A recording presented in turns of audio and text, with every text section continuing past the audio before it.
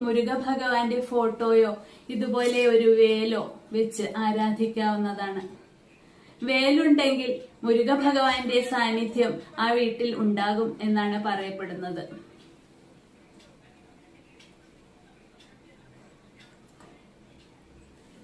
മുരുക ഭഗവാന് വളരെ ലളിതമായി നമുക്ക് ചെയ്യാൻ പറ്റുന്ന കാര്യം, രാവിലെ എഴുന്നേറ്റ് കുളിച്ച് വിളക്ക് വെച്ച ശേഷം അദ്ദേഹത്തിന് ഇഷ്ടപ്പെട്ട മഞ്ഞ കളറിലുള്ള പൂക്കളോ വെളുത്ത നിറത്തിലുള്ള പൂക്കളോ സമർപ്പിച്ച് പ്രാർത്ഥിക്കാവുന്നതാണ്.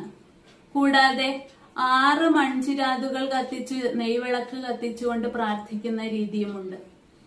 നമ്മുടെ മനസ്സിന് ഇണങ്ങുന്ന രീതിയിലുള്ള പ്രാർത്ഥനകൾ ചെയ്യാവുന്നതാണ്.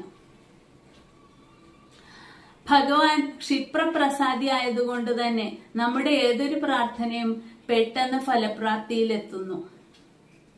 സന്താന സൗഭാഗ്യത്തിനും സന്താനങ്ങളുടെ ശ്രേയസിനും സന്താനങ്ങളുടെ പുരോഗതിക്കും കൂടാതെ സന്താനങ്ങളുടെ നന്മയ്ക്കും അഭിവൃദ്ധിക്കും സൽസന്താന ലബ്ധിക്കും കൂടാതെ രോഗശമനം, സർപ്പദോഷ പരിഹാരം എന്നിവയ്ക്കെല്ലാം തന്നെ ഷഷ്ഠീവ്രതം എടുത്ത് പ്രാർത്ഥിക്കാവുന്നതാണ്.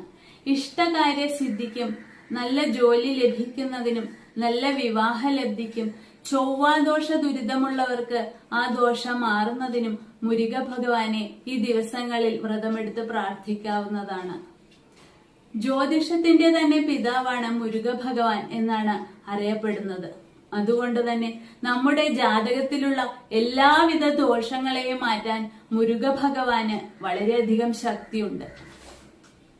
ഈ കാലയളവിൽ ഈ വരുന്ന 6 ദിവസങ്ങളിൽ മുരുക ഭഗവാന്റെ പടൈവീടുകൾ 6 പടൈവീടുകളായ തിരുച്ചെന്തൂർ, പഴനി എന്നിവിടങ്ങളിൽ ദർശനം നടത്തുന്നത് വളരെ വളരെ പുണ്യദായകമാണ്. എല്ലാവർക്കും ഈ മുരുക ഭഗവാന്റെ വളരെ പ്രധാനപ്പെട്ട ഈ സ്കന്ദഷഷ്ഠി വ്രതം എടുത്ത് പ്രാർത്ഥിക്കാൻ സാധിക്കട്ടെ. അഭീഷ്ട ഫലസിദ്ധി തരുന്ന വ്രതങ്ങളിൽ ഏറ്റവും പ്രധാനപ്പെട്ട വ്രതം മുരുക ഭഗവാന്റെ വ്രതം തന്നെയാണ് സ്കന്ദഷഷ്ഠി വ്രതം. അതുകൊണ്ട് കഴിയുന്നവരെല്ലാം തന്നെ മുരുക ഭഗവാനെ ഈ ദിവസങ്ങളിൽ പ്രാർത്ഥിക്കുവാൻ ശ്രമിക്കുക. ഓരോ ദൈവങ്ങൾക്കും ഓരോരോ പ്രത്യേക ദിവസങ്ങൾ ഉണ്ടായിരിക്കും.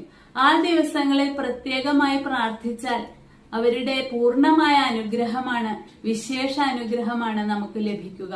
ഇപ്പോൾ നമ്മുടെ പിറന്നാൾ വരുന്ന ദിവസങ്ങളിൽ നമ്മളെ നമുക്കറിയാത്ത ഒരാൾ വിഷ് ചെയ്യുകയോ അതുപോലെ നമുക്ക് അധികം പരിചയമില്ലാത്ത ഒരാൾ എന്തെങ്കിലും സമ്മാനമൊക്കെ ആയി വരുമ്പോൾ നമുക്ക് വളരെയധികം സന്തോഷമാണ് ഉണ്ടാവുക, അല്ലെ?